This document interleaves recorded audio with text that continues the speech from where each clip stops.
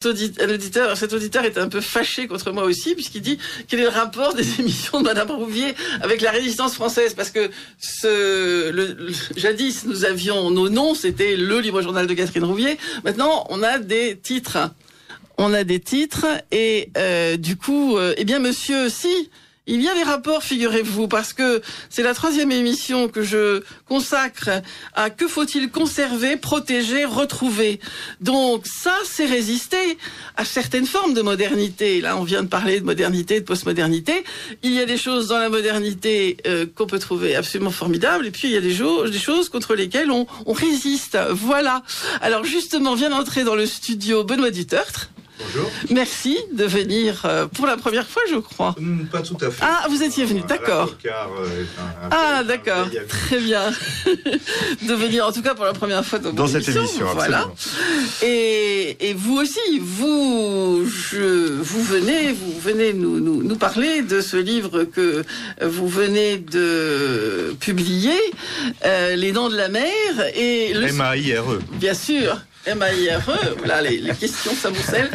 Et dessous, il y a Souffrance d'un piéton de Paris. Je trouve très drôle d'ailleurs votre couverture avec le génie de la Bastille, mais qui n'est pas le génie de la Bastille, qui est vous peut-être. Qui trébuche dans Paris, encerclé par les trottinettes, les vélos, toutes les choses à roues qui vous foncent dessus sans aucun respect pour le code de la route.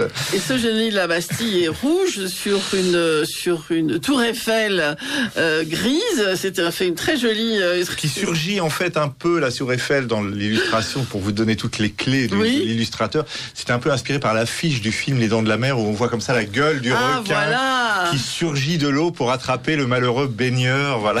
D'ailleurs, vous avez fait une affiche alors pour je ne sais quel événement. Pour la librairie Tropique dans le 14e. Voilà, où il y a effectivement où on voit le requin.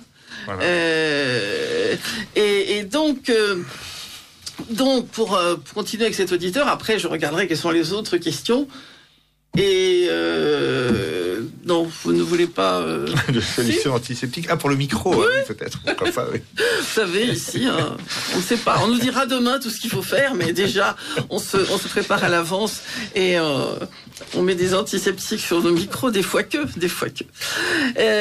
Donc, vous êtes, Benoît Dutertre, un personnage à multiples facettes, puisque à la fois vous êtes musicologue, à la fois vous êtes journaliste et à la fois vous êtes écrivain, donc ça fait déjà trois beaux aspects de vous-même. Et alors j'ai écouté vos dernières émissions sur France Musique qui s'appellent Étonnez-moi Benoît. C'est ça, tous les samedis. Et effectivement, ces émissions sont très étonnantes. J'ai beaucoup aimé celle où vous avez chanté La Vache à 1000 francs, qui est donc pas vous-même, mais vous avez une chanson de Jean Poiret. Voilà. Qui est une parodie, un détournement de la chanson de Brel, La Valse à 1000 temps, pour montrer comment la vache prend peu à peu de la valeur sur le marché, etc. C'est une dénonciation de l'agriculture industrielle, très drôle, et que j'avais passé quand je faisais une émission en direct du Salon de l'Agriculture. C'est ça, voilà. Et puis, vous recevez des gens présumés très sérieux comme Éric Orsena, et vous avez là aussi des chansons désopilantes dans votre émission. Oui, il s'agit de faire découvrir toute la richesse merveilleuse du musical français, un petit peu disparu pour une part aujourd'hui, mais pas complètement. Et voilà, tous ces trésors de la chanson, de l'opérette, de la revue, de la fantaisie, voilà. Oui, alors ce que j'aime bien, c'est que vous n'avez pas de genre assigné. Par exemple, il y a une chanson drôle, et puis après, il y a Le Petit Cheval dans le Mauvais Temps, qui est une chanson très tendre. Très belle, et donc, on se promène finalement dans votre émission très agréablement. Et on est surpris, c'est un fait. Vous avez réussi votre pari. Parce que la France est un pays de la chanson. Paris est une ville de la chanson. Et c'est bien de le rappeler, de le raconter avec des invités. Oui. Alors avant d'aller dans le détail de votre livre, on ne dira pas tout, sinon les auditeurs. Je voudrais dire que vous êtes normand. Oui. Un vrai même. Oui. Oui, au normand donc. Un vrai et un havrais. Un vrai et un havrais, absolument. Cauchois donc. Et que donc, bien que vous ne fassiez pas de politique, vous avez quand même un lien avec la politique, puisque votre arrière-grand-père était René Coty. Exactement. arrière-grand-père, havrais lui aussi, dernier président de la 4e République, comme vous le savez, est né comme moi le 20 mars, donc on a eu quelques anniversaires ensemble avant sa disparition. En plus, votre anniversaire est tout proche, alors. Proche, oui. Ah, bah écoutez, on vous le souhaite à l'avance. Et donc, tous ces éléments font que dans vos livres, il y a une démarche qui est toujours originale, comme dans celui-là d'ailleurs. Hein. C'est que, par exemple, c'est un livre, Les Dents de la Mer, qu'on pourrait penser simplement un pamphlet destiné à détourner les gens du vote pour Madame Hidalgo dans 4 jours, car il faut tout de même rappeler. C'est un peu ça aussi quand même. Oui, mais c'est pas sous forme de pamphlet traditionnel, non. Puisque vous êtes dans un rêve en réalité. Hein. Vous rêvez d'Anne Hidalgo et mon Dieu. Non, ce sont plutôt des cauchemars en réalité dans le livre. Hein, voilà. Je connaissais pas Benoît Dutertre, mais en fait c'est un ami proche, Jean-François Zigel, qui m'en a beaucoup parlé dans les années 90 où il a fait le livre Le Requiem pour une avant-garde. Exactement. Mais là, je le découvre sous un autre aspect. Non, mais si vous voulez, dans ce livre, bon, il se trouve que je suis romancier, donc j'avais pas envie d'écrire un essai sérieux. Mais c'est pas seulement que je suis romancier, c'est que quand j'écris pas vraiment des romans, j'aime bien quand même partir toujours d'expériences concrètes. Et j'ai voulu raconter mon expérience de Parisien au jour le jour. Donc le livre sont beaucoup vraiment des choses qui m'arrivent dans Paris et qui témoignent de la dégradation, d'une certaine dégradation de la vie parisienne. Terrible. Mais je me suis dit, voilà, justement, puisque je suis aussi romancier, je vais apporter en plus une touche supplémentaire de fantaisie avec ces scènes oniriques dans lesquelles j'imagine qu'une femme brune, ardente, débarque chez moi en pleine nuit et aurait pu être séduisante. Voilà, mais qui ne l'est pas, et veut absolument changer ma façon de vivre, et me prie de me lever immédiatement pour aller faire enfourcher un vélo avec elle et traverser les rues de Paris, sauver la planète et tout un tas de projets qu'elle a pour moi, mais d'une façon assez agressive, parce que je pense que il y a dans la politique de la maire de Paris aujourd'hui quelque chose, voilà, qui est justement un petit peu de cet ordre. On va vous apprendre comment vous devez vivre, on va complètement bouleverser votre vie, on va réorganiser votre vie non, même pas tellement pour votre bien, mais pour le bien de l'humanité tout entière, et vous n'avez qu'à nous suivre. De toute façon, vous n'avez pas le choix. Et voilà, je voulais un petit peu m'amuser avec cet aspect-là du personnage. Donc c'est pour ça que j'ai fait insérer ces scènes un petit peu loufoques entre des scènes beaucoup plus sérieuses où je raconte mes aventures de Parisien. Comme dans vos émissions, on se promène en fait. Voilà. Oui, mais j'aime bien l'idée de la promenade. D'ailleurs, voilà, Souffrance d'un piéton de Paris, avec référence aussi au piéton de Paris, de Léon-Paul Farc, qui est un grand thème littéraire. Voilà. Et c'est vrai que moi, vous l'avez dit, je suis havrais. Je suis né au Havre, enfin à Sainte-Adresse, près du Havre. J'ai grandi là-bas. J'avais mes cousins à Paris, mais c'était quand même pour nous, c'était un autre monde. Et je suis venu à Paris faire mes études et faire mille choses.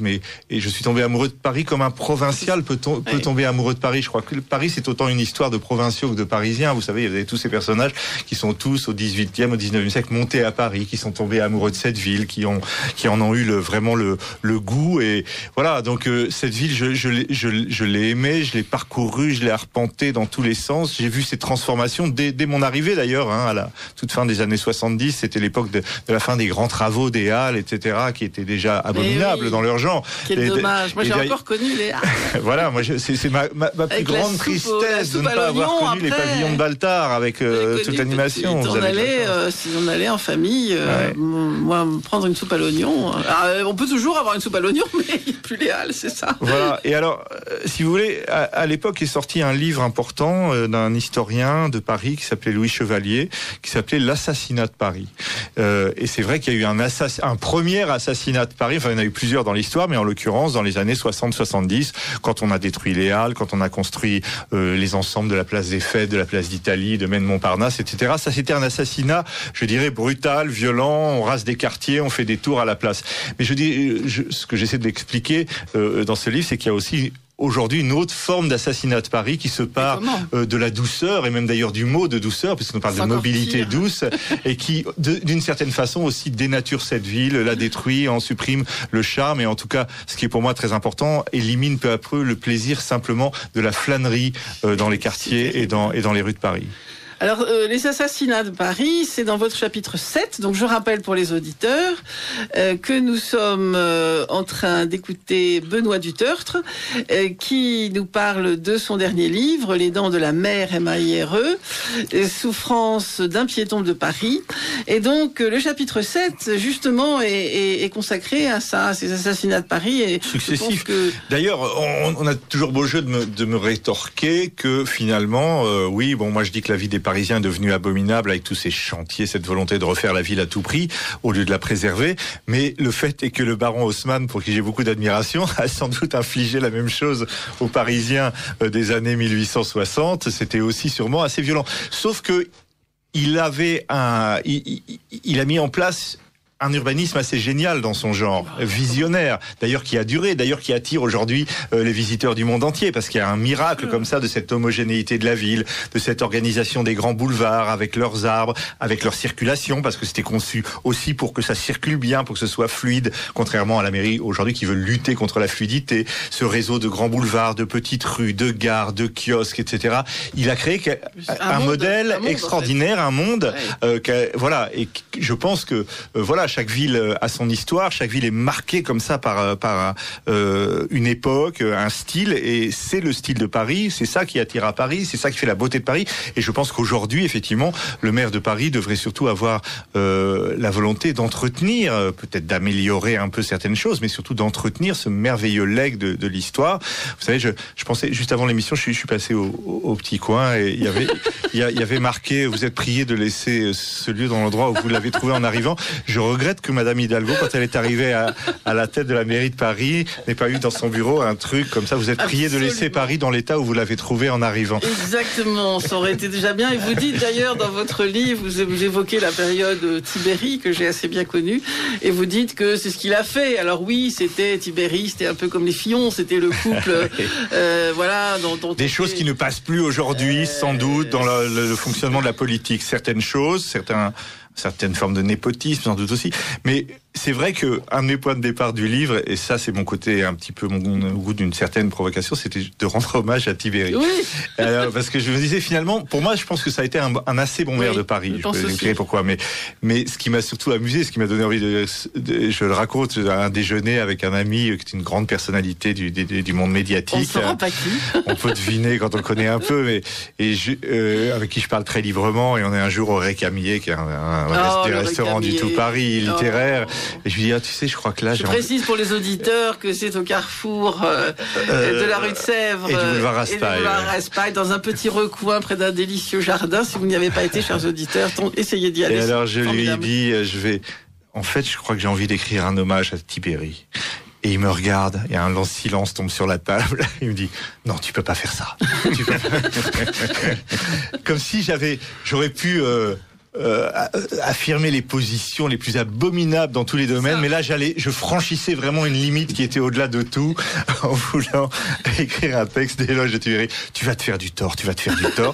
Et effectivement, je pense qu'il y avait dans une grande partie de la classe politique française, de gauche comme de droite, un certain mépris en fait pour le couple Tibéri, parce qu'ils avaient un côté un peu couple de Français moyens, couple populaire, couple un peu à la Dubout comme ça, et ils faisaient pas bien dans le tableau du pouvoir d'une certaine façon. Je pense que on les a attaqués aussi pour ça dès leur élection. Mais moi ce que je vois par contre, c'est que effectivement c'est quelqu'un. Et c'est ce que moi j'aimerais pour Paris aujourd'hui, c'est quelqu'un qui n'avait pas l'ambition de refaire la ville, de sauver la planète tout entière. Il avait pour ambition d'entretenir cette ville et de la rendre agréable et praticable pour ses habitants. Pour moi, c'est ça le rôle d'un maire. Le rôle d'un maire, c'est pas de sauver l'humanité. Vous savez, l'humanité a beaucoup souffert de ces euros qui voulaient la sauver. L'humanité en général a terriblement souffert de ces gens-là qui avaient des idées. Mais encore, on peut dire que c'est peut-être le rôle d'un président de la République, mais en tout cas pas d'un maire, quoi. Mais c'est sûr, moi, quand on est dans une ville comme Paris, oui, il y a un minimum de respect, oui. Alors vous dites, ça c'est à la page 122 de votre livre, donc les Dents de la Mer. Vous dites, après avoir dit que votre intérêt pour Jean Tibéri, maire de Paris de 95 à 2001. Et la merveilleuse Xavière. Voilà. Et cette épouse qu'on vit souvent à ses côtés durant 6 années de règne, jugée désastreuse et qui s'achevèrent par le basculement à gauche d'une ville réputée de droite. Cette femme évoquait pour moi, écrivez-vous, certains personnages du dessinateur Dubout. Son mari, bien qu'assez grand, semblait presque fluet à ses côtés. Tandis qu'elle apparaissait massive, énergique et protectrice. Elle allait montrer d'ailleurs cette force de caractère lors des épisodes judiciaires où, prise la main dans le sac, elle nierait en bloc et se dresserait pour protéger sa famille. Xavier Tiberi, né Casanova, on savait pas ça, me rappelait aussi ces marchandes des 4 saisons, ces crémières ou ces poissonnières qu'on voit encore sur les marchés de Paris, spécialement dans ce 5e arrondissement où elle avait régné avec son époux pendant 12 ans avant d'accéder à l'hôtel de ville. J'aime beaucoup ce portrait. Mais écoutez, moi je les connais pas vraiment. Par le biais d'une amie commune, j'ai pris un café avec Jean Tiberi à l'époque où je commençais à réfléchir à ce livre. Et après, je suis parti avec lui à pied vers la montagne Sainte-Geneviève, tout ça. Mais vous pouvez imaginer le nombre de gens, de commerçants, d'habitants du quartier qui venaient pour le rencontrer, le saluer, le remercier, le féliciter. Et en plus, je nuance un peu le portrait parce qu'on veut en faire une espèce d'homme de l'ombre. Vous savez, l'homme de l'ombre de Chirac, etc. Mais je raconte comment ça a été en réalité. C'était un gaulliste de gauche à l'origine, Tiberi. Il était proche de Capitan, de tout ce mouvement social, cette partie sociale du parti gaulliste. C'était quelqu'un de la première heure, bien avant de connaître Chirac, quelqu'un qui a été engagé d'une façon intéressante. Et puis il a beaucoup protégé effectivement le petit commerce dans son quartier. Et ce que je raconte surtout, c'est le double traitement, c'est-à-dire que depuis le jour de son... Et c'est là où je dis, en France, c'est le pays des étiquettes. Lui, on voulait s'en débarrasser. Dès le jour de son élection, quoi qu'il fasse, il s'est systématiquement fait dézinguer par la presse. Et pourtant, c'est lui qui a lancé les pistes cyclables, qui a fermé les voies sur berge le dimanche, etc. On n'en parlait quasiment pas. Et je cite même un article du Monde, c'était mieux d'ailleurs, oui. Un article du Monde qui dit « Monsieur Tiberi veut fermer les berges, mais il ne pense pas aux banlieusards ». C'est le mépris des Parisiens pour les banlieusards. Et donc, c'est extraordinaire. Le Monde dit ça quand c'est Tiberi qui le fait. Et par contre, quand quelques années après, c'est Anne Hidalgo qui ferme brutalement, sans prévenir personne, la voie pour Georges Pompidou, et que les banlieusards sont réellement dans une situation catastrophique, jamais le journal ne va attaquer cette mesure au nom de la défense du peuple banlieusard, mais va au contraire présenter ça comme un effort extraordinaire pour sauver Paris et la planète. Alors justement, chers auditeurs, avant ce vote de dimanche, surtout, achetez Les Dents de la Mer et lisez-le, parce que vous verrez que, contrairement au bilan de Tiberi qui vient d'être brièvement tracé par Benoît Dutertre, le bilan de Madame le maire, puisque moi je préfère dire Madame le maire, voilà, à l'ancienne, de Madame le maire Anne Hidalgo est tout à fait catastrophique. Et alors, dans votre ouvrage, donc, il y a plusieurs chapitres qui sont justement voué à décrire les choses qui vous déplaisent et qui nous déplaisent. Et puis, il y en a un qui est amusant, qui est le seul rêve positif que vous faites, c'est vous rêvez que vous êtes maire de Paris. Et donc, vous allez... Alors ça, c'est le chapitre 11, reportage parisien de notre envoyé spécial. Et alors, ce qui m'a beaucoup plu, là, je dois vous dire, j'ai vraiment craqué. C'est aussi loufoque que mes cauchemars avec mais Hidalgo. Attendez. Hein. Oui, non, mais moi, ça m'a beaucoup plu.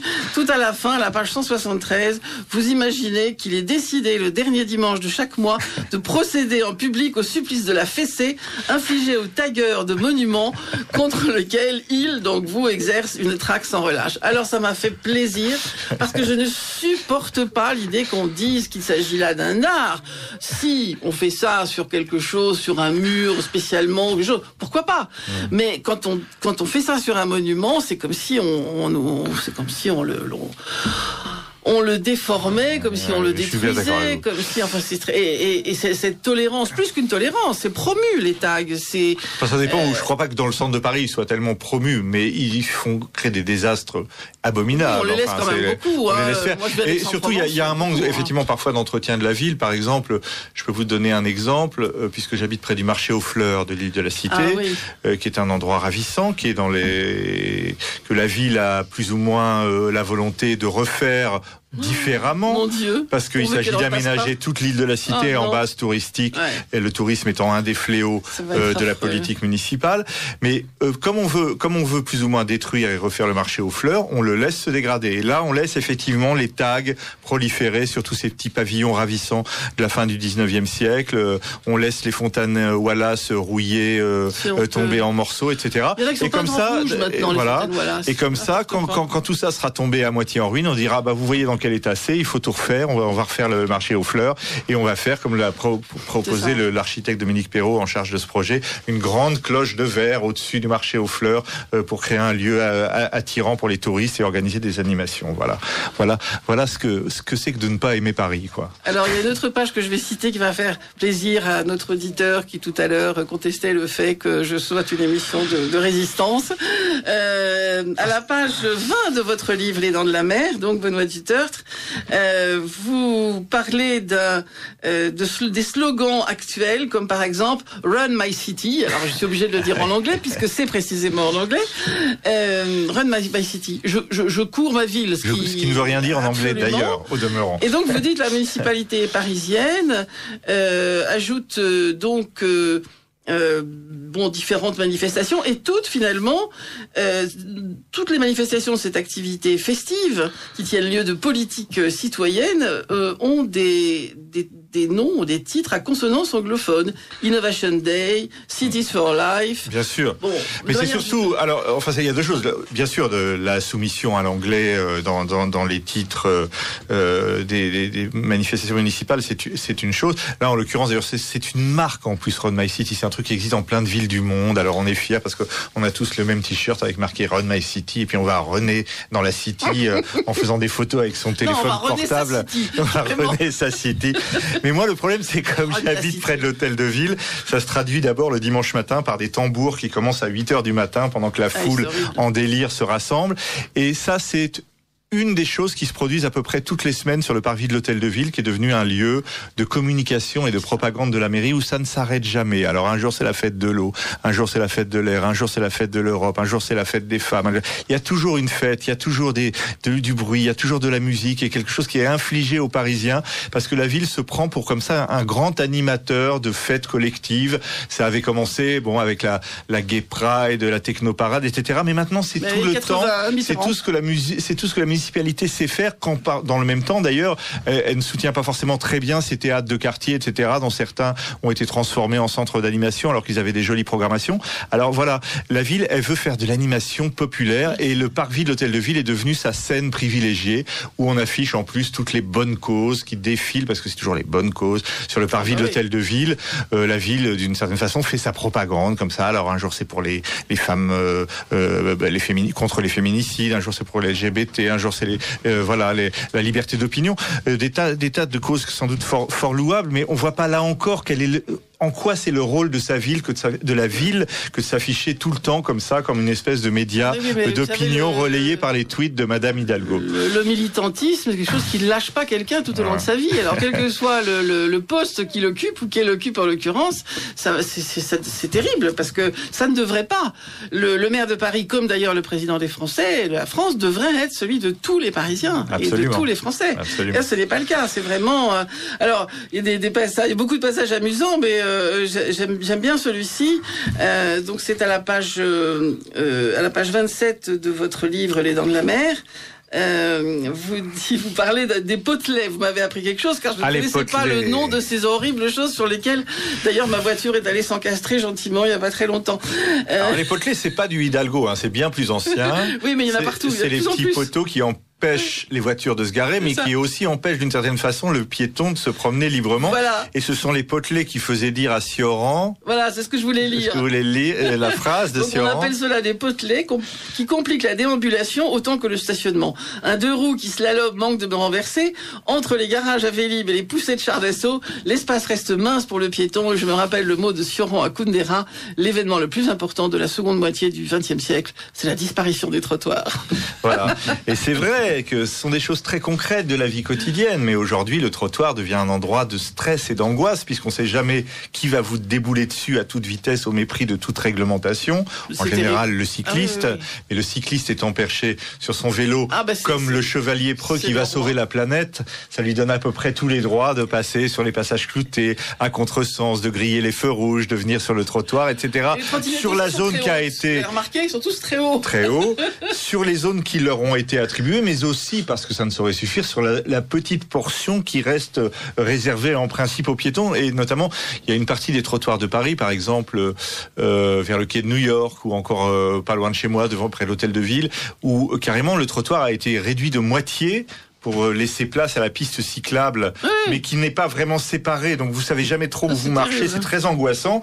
Et surtout, le cycliste est quand même le champion de l'incivilité. Moi, j'avais cru longtemps que, en fait, c'était des comportements propres aux automobilistes, que la grossièreté systématique et la mauvaise foi. Vous savez, l'automobiliste, quand on le prend en tort, il commence toujours par vous crier dessus au lieu de reconnaître son tort. Eh bien, le cycliste est pareil, et peut-être même pire. Et même les piétons maintenant. J'ai un piéton l'autre jour qui m'a tapé sur le toit de ma voiture de manière extrêmement violente. Voilà. J'ai pas compris pourquoi. Je pense qu'il pensait que c'était à lui de passer, mais non, c'était pas à lui de passer. Ouais. Un piéton. Voilà, c'est ça. Et c'est fou quand même. Donc voilà, c'est pas vraiment ce qu'on appelle les mobilités douces, tout ça. C'est plutôt un climat un petit peu de tension et de conflit perpétuel entre toutes ces micro-communautés qui sont les cyclistes, les trottinettistes, les piétons, les automobilistes, etc., etc. Alors vous savez que Kundera écoute Radio Courtoisie, nous l'avons su parce que Michel Déon, que j'ai invité dans cette émission, et d'ailleurs oui, j'étais à la messe qui a été dite. Bien sûr, mais j'ai bien connu Michel Déon. Et donc Michel Déon, qui avait fait quelques déclarations du reste fracassantes, formidables dans son style quand il était venu, nous avait dit ça, voilà. Et Kundera et Déon vous ont beaucoup lancé, voilà, dans la littérature, je crois. C'est vrai. Et vous avez eu la chance de rencontrer des gens formidables, puis le mérite de mériter leur attention surtout. Alors je vois que l'heure tourne, comme on dit bêtement, et que les questions des auditeurs s'accumulent, et donc il faut que je les lise. Mais nous sommes là pour peut-être. De toute façon, voilà, tout ce qui n'aura pas été lu ici, les auditeurs iront le lire. Je suis née dans le 15e, donc ça c'est une auditrice. Je prends la défense de Tibéri, cet homme qui a fait beaucoup de bien au quartier, mais il a été mal entouré. Bon, ça c'est très bien.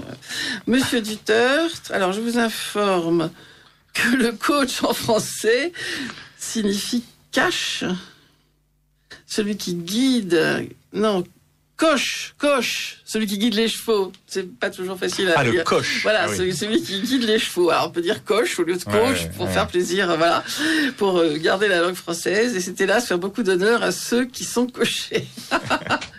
Monsieur Duterte, après la version de Véronique qui a été donnée au Châtelet et que j'ai adorée, j'attends avec impatience la prochaine opérette revisitée, si toutefois il y a un projet en route.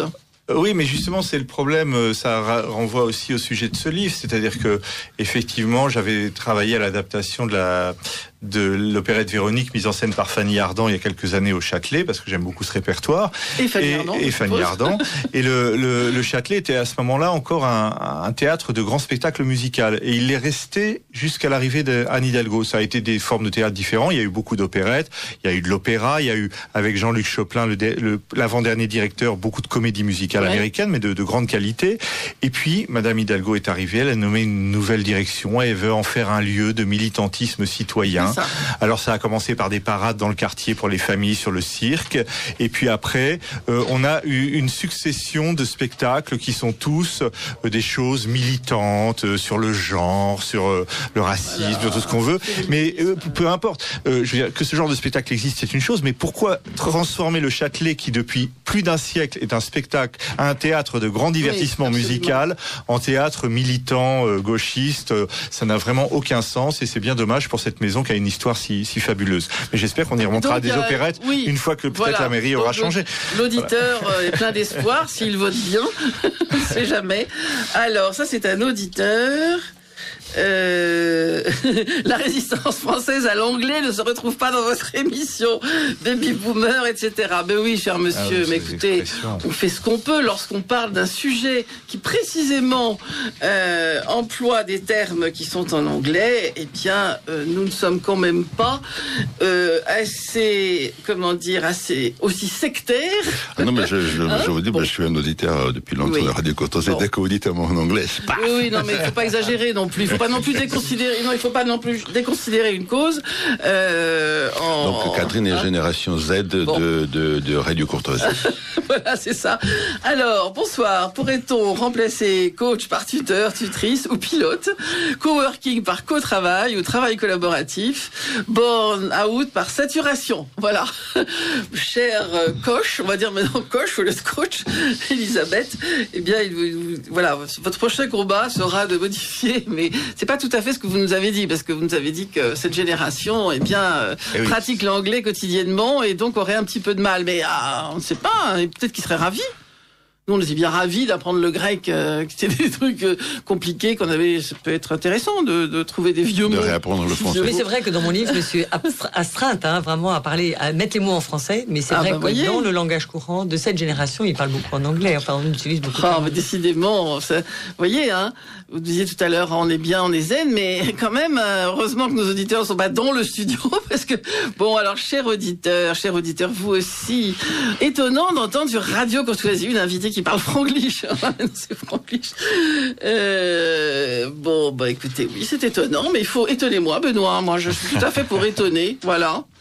À propos d'écouteurs portés par les jeunes, un auditeur se souvient d'avoir souvent remarqué qu'en région parisienne, le son de ces écouteurs d'une rame à l'autre, on pouvait entendre le son des écouteurs. Mais c'est très très gênant, hein. Si vous-même vous n'en avez pas dans le train ou ailleurs, ce serait pénible. Essayez de travailler dans un TGV avec quelqu'un qui écoute à côté, c'est pénible, hein. Rien d'étonnant à ce qu'aujourd'hui on propose le remboursement à 100% des appareils auditifs. Je sais pas qui propose le remboursement à 100%, mais bon.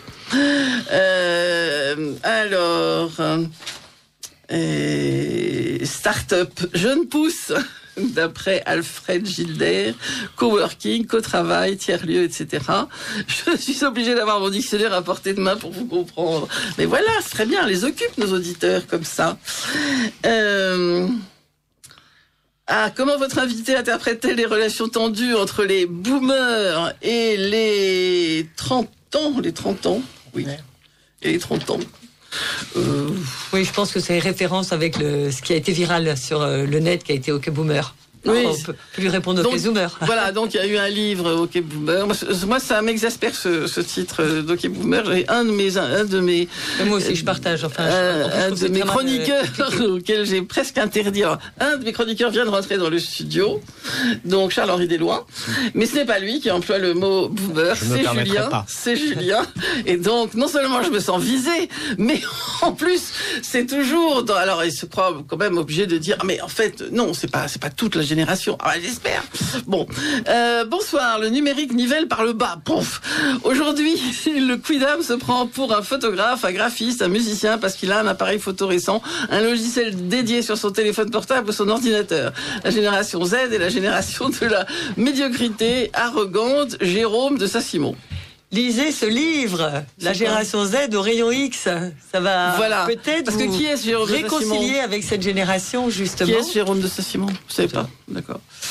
C'est peut-être lui. Ah non, il y a des guillemets, donc je suppose que c'est pas lui.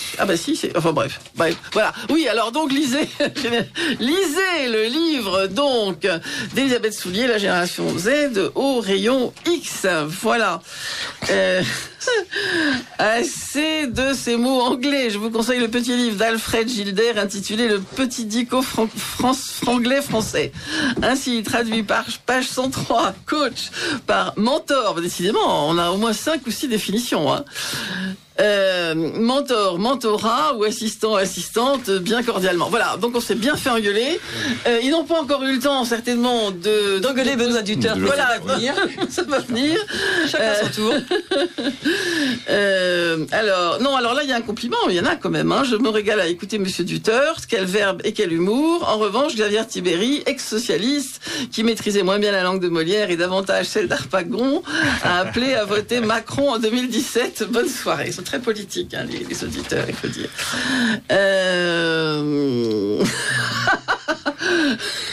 C'est très amusant. Oui, c'est la fin, heureusement, parce que cette question, on va la sauter, carrément. Paris est devenu la ville de l'Homo Festivus. C'est dommage, c'est justement une question qui l'a fait rire. L'Homo Festivus, si cher à notre regretté Philippe Muret, qui fait aussi partie des auteurs que vous avez fréquentés et qui vous ont soutenu. Et la dernière, puisque c'est l'heure de la pause, Madame Hidalgo est socialiste et le socialisme a pour but de faire le bonheur des autres malgré eux. À propos des cyclistes, j'ai observé qu'il y a fréquemment des accidents entre cyclistes ou des accidents entre cyclistes et piétons. Voilà. Donc nous avons notre petite pause et nous reprendrons dans quelques minutes. Paris est-il resté le même? Ah oui, au Moyen-Âge, il y a eu des démolitions de monuments. N'y a-t-il pas eu des hidalgos qui n'en ont fait qu'à leur tête. C'était pas le genre. Le Parisien veut toujours avoir raison et ça a toujours fait souffrir les provinciaux. Les provinciaux en ont souffert. Alors bon, c'est vous qui allez répondre, mais c'est quand même une question intéressante parce que justement, le Moyen-Âge, on ne pouvait pas faire ce genre de facéties précisément. Enfin, sans remonter jusqu'au Moyen-Âge, c'est ce que j'expliquais tout à l'heure. Les assassinats de Paris n'ont pas commencé effectivement aujourd'hui. Il y en a eu de très violents au fil des siècles, notamment au 19e siècle, quand on a refait tout Paris en détruisant une partie de l'ancien Paris. Alors, donc c'est devenu de bon ton de critiquer les grands travaux du Second Empire, en plus, parce qu'on nous explique toujours que c'était pour réprimer la commune, etc. Mais en réalité, c'était des travaux assez géniaux, comme je le disais tout à l'heure, dans la façon dont ils ont réorganisé la ville d'une façon visionnaire. Parce que la façon dont le boulevard haussmannien, justement, s'adaptait au développement de la circulation au XXe siècle, au remplacement des voitures à chevaux par les voitures automobiles, etc. Cet équilibre entre les trottoirs, les arbres, les immeubles à 6 étages, le mobilier urbain de l'époque, qu'on remplace aujourd'hui devant l'hôtel de ville par des poutres en bois qu'on croirait oublier d'un chantier, ou devant le Panthéon par des blocs de pierre pour montrer qu'on aime la nature, mais qu'au fond, qu'on n'aime pas la ville. C'est ça le problème souvent de cette mairie, c'est qu'elle donne l'impression de ne pas aimer vraiment la ville et de vouloir faire le contraire de ce que faisait Alphonse Allais, qui voulait implanter les villes à la campagne. Ils veulent implanter la campagne à la ville, mais ce qu'on aime dans la ville, c'est que ce soit une ville en même temps. Là, il y a quand même un petit problème.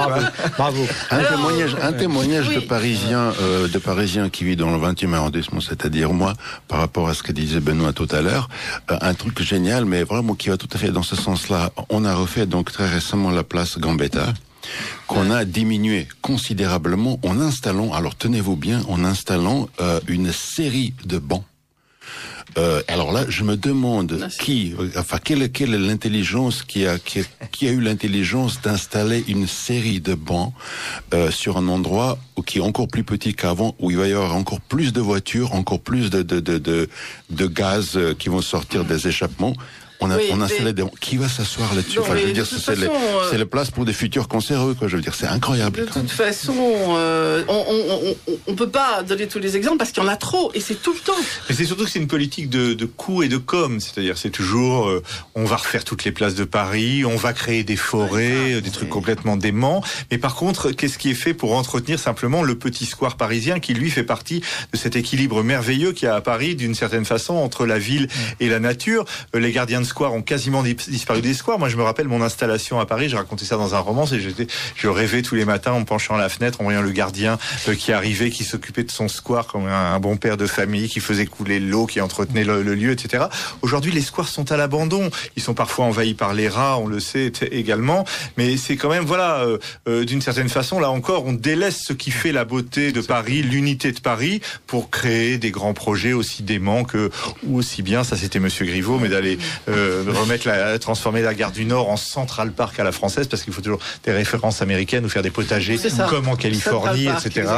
C'est ringard, c'est un ringard. Non, mais je crois quand même, c'est quand même important de signaler aussi qu'il était impossible que cela arrivât au Moyen-Âge, sauf destruction de la ville en cas de guerre, tout simplement parce qu'il y avait les guildes, il y avait les professions qui étaient organisées, qu'il était hors de question de faire quelque chose qui ne soit pas dans la tradition. Hein. C'était quand même...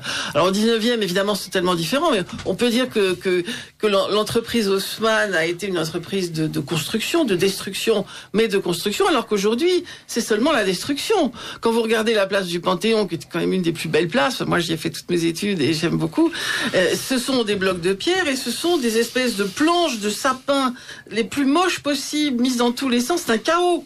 Il n'y a pas de construction, c'est un chaos. Et quand vous voyez comment le vaste et fluide boulevard haussmannien s'est transformé en juxtaposition de couloirs quasiment infranchissable, parce qu'on ne sait jamais de quel côté va venir la circulation, et chacun dans sa case, les cyclistes, les automobilistes, les vélos, les taxis et les autobus. C'est une espèce de, j'appelle ça le communautarisme de la circulation. Vous savez, ce sont des petits groupes qui finissent tous par se haïr et essayer chacun de défendre leurs propres intérêts. Et c'est le contraire de ce beau boulevard qui a été si important dans l'histoire de Paris. Alors, cher Benoît Dutertre, un mot de conclusion. Merci de m'avoir reçu très aimablement. Pour dimanche. Et pour dimanche, alors je vais pas dire sûrement pas pour qui voter, mais vous avez compris pour qui il ne faut surtout pas voter. Donc il faut s'allier, tout faire pour que au moins on est quelqu'un de nouveau à la tête de l'hôtel de ville, même en allant parfois un peu contre éventuellement ses affinités les plus immédiates, mais c'est ça le but. Merci beaucoup, puis nous serons à l'écoute de Écoutez-moi Benoît, c'est samedi, c'est le samedi. Étonnez-moi Benoît, tous les samedis à 11h sur France 2. Voilà, donc ne le manquez pas. Merci beaucoup. Au revoir. Au revoir. Merci.